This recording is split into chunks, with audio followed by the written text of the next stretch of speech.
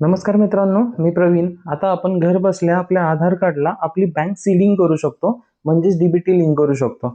आपल्या आधार कार्डला आपली बँक सीडिंग असणं अत्यंत गरजेचं आहे. वेगवेगळ्या योजनांचे पैसे जसे की लाडकी बहीण योजना, अशा वेगवेगळ्या योजनांचे जे पैसे आहेत ते डीबीटी लिंक बँक अकाउंटमध्ये येत असतात. त्यामुळे आपल्या आधार कार्डला आपली बँक सीडिंग असणं गरजेचं आहे. तर आजच्या या व्हिडिओमध्ये आपण आपल्या आधार कार्डला आपली बँक सीडिंग कशी करू शकतो याची माहिती पाहणार आहोत. चॅनलवर पहिल्यांदा आला असाल तर चॅनलला नक्की सबस्क्राईब करून ठेवा. अशाच नवीन नवीन व्हिडिओ आम्ही तुमच्यासाठी घेऊन येत असतो. चला तर मग आपण व्हिडिओला सुरुवात करूयात.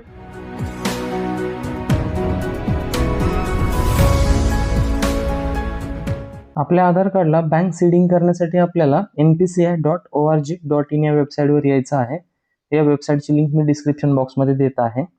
येथे आपल्याला बरेच ऑप्शन्स पाहायला मिळतील. त्यातील आपल्याला कस्टमर या ऑप्शनवर क्लिक करायचं आहे. कस्टमर या ऑप्शनवर क्लिक केल्यानंतर आपल्याला त्यामध्ये आणखी एक ऑप्शन पाहायला मिळेल, Bharat Aadhaar seeding enabler base.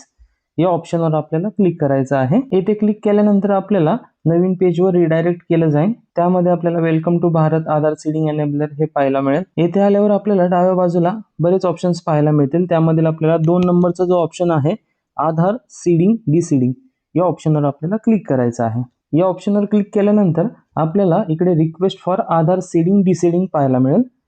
त्यामध्ये आपल्याला एंटर युअर आधार मध्ये आपला आधार क्रमांक नंबर एंटर करायचा आहे. आधार क्रमांक नंबर एंटर करून त्याच शेजारी आपल्याला रिक्वेस्ट फॉर आधार हा ऑप्शन पाहायला मिळेल. त्यामध्ये आपल्याला सीडिंग या ऑप्शनवर क्लिक करायचे, कारण आपल्याला सीडिंग करायचं आहे. त्यामुळे सीडिंग या ऑप्शनवर क्लिक करायचं आहे. सीडिंग या ऑप्शनवर क्लिक केल्यानंतर आपल्याला आपली बँक सिलेक्ट करायची आहे. इथे बऱ्याच बँक्स आपल्याला त्या लिस्टमध्ये पाहायला मिळतील. तुमची जी बँक आहे तुम्हाला ती सिलेक्ट करायची आहे. त्याच्या शेजारी आपल्याला सीडिंग टाईप पाहायला मिळेल. त्यामध्ये आपल्याला 3 पर्याय पाहायला मिळतात. फ्रेश सीडिंग, तर तुमचं नवीन सीडिंग असेल तर तुम्ही हा 1 नंबरचा ऑप्शन सिलेक्ट करू शकता. खाली आपल्याला 2 नंबरचा ऑप्शन पाहायला मिळेल, movement same bank with another account. त्याच बँकेतून दुसऱ्या अकाउंटमध्ये जर तुम्हाला सीडिंग करायचं असेल तर तुम्ही 2 नंबरचा ऑप्शन सिलेक्ट करू शकता. 3 नंबरचा जो ऑप्शन आहे movement from one bank to other bank, म्हणजेच एका बँकेतून दुसऱ्या बँकेत जर सीडिंग करायचं असेल तर हा 3 नंबरचा पर्याय आपण सिलेक्ट करू शकतो. तुम्हाला हवा असलेला पर्याय तुम्ही सिलेक्ट करून पुढे जायचं आहे. खाली तुम्हाला तुमचा अकाउंट नंबर एंटर करायचा आहे. त्याच्या शेजारी तुम्हाला तोच अकाउंट नंबर कन्फर्म करून घ्यायचा आहे, पुन्हा टाकायचा आहे.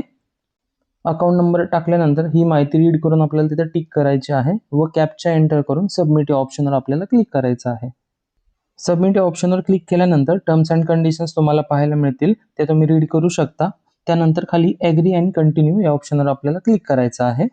ॲग्री अँड कंटिन्यू या ऑप्शनवर क्लिक केल्यानंतर आधार कार्डला लिंक असलेल्या मोबाईल नंबरवर एक OTP पाठवला जाईल. तो OTP आपल्याला इथे एंटर करायचा आहे. आपल्या आधार कार्डला मोबाईल नंबर लिंक असणं अत्यंत गरजेचं आहे.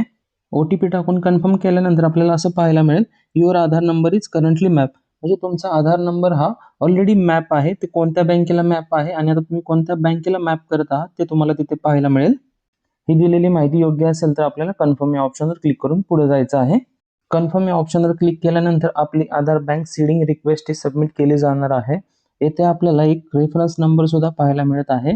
तो रेफरन्स नंबर आपल्याला नोट करून घ्यायचा आहे, कारण याचा स्टेटस पाहण्यासाठी आपल्याला तो उपयोगी पडणार आहे. येथे सर्व माहिती ॲक्युरेट आणि व्यवस्थित टाकणं गरजेचं आहे. तुम्ही जर सर्व माहिती व्यवस्थित टाकली तर आधार बँक सीडिंग व्हायला अडचण निर्माण होणार नाही. आपल्याला जो रेफरन्स नंबर मिळाला होता त्याद्वारे आपण आपल्या रिक्वेस्टचं स्टेटस चेक करू शकतो. त्यासाठी आपल्याला होम स्क्रीनवर यायचं आहे. होम स्क्रीनवर आल्यानंतर आपल्याला रिक्वेस्ट चेक स्टेटस हा ऑप्शन पाहायला मिळेल. त्यावर आपल्याला क्लिक करायचं आहे. त्यामध्ये आपल्याला सीडिंग डिसीडिंग हे ऑप्शन पाहायला मिळतील.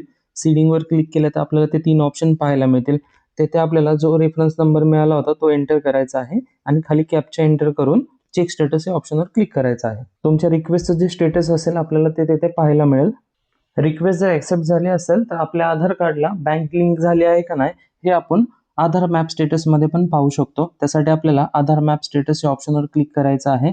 येथे आपल्याला आपला आधार क्रमांक नंबर एंटर करायचा आहे व खाली कॅप्चा एंटर करायचा आहे व चेक स्टेटस या ऑप्शनवर आपल्याला क्लिक करायचं आहे. चेक स्टेटस या ऑप्शनवर क्लिक केल्यानंतर आपल्या आधार कार्डला लिंक असलेल्या मोबाईल नंबरवर आपल्याला एक OTP पाठवला जाईल. तो OTP आपल्याला येथे एंटर करायचा आहे व कन्फर्म या ऑप्शनवर क्लिक करायचं आहे. कन्फर्म या ऑप्शनवर क्लिक केल्यानंतर आपल्याला आधार मॅप स्टेटस पाहायला मिळेल. त्यामध्ये आपल्याला आधार क्रमांक नंबर पाहायला मिळेल, मॅपिंग स्टेटस पाहायला मिळेल, एनेबल फॉर DBT असणं गरजेचं आहे. त्यानंतर आपल्याला आपल्या आधार कार्डशी कोणती बँक लिंक आहे ती बँक आपल्याला इथे पाहायला मिळेल. तर अशा रीतीने आपण आपल्या आधार कार्डला बँक सीडिंग करू शकतो, डीबीटी लिंक करू शकतो. यामध्ये जर काही अडचणी असतील, आधार कार्ड बँकेला सीडिंग करण्यामध्ये काही अडचणी येत असतील, तर तुम्ही तुमच्या बँकेशी सुद्धा संपर्क करू शकता. व्हिडिओ आवडला असेल तर इतरांना नक्की शेअर करा. धन्यवाद.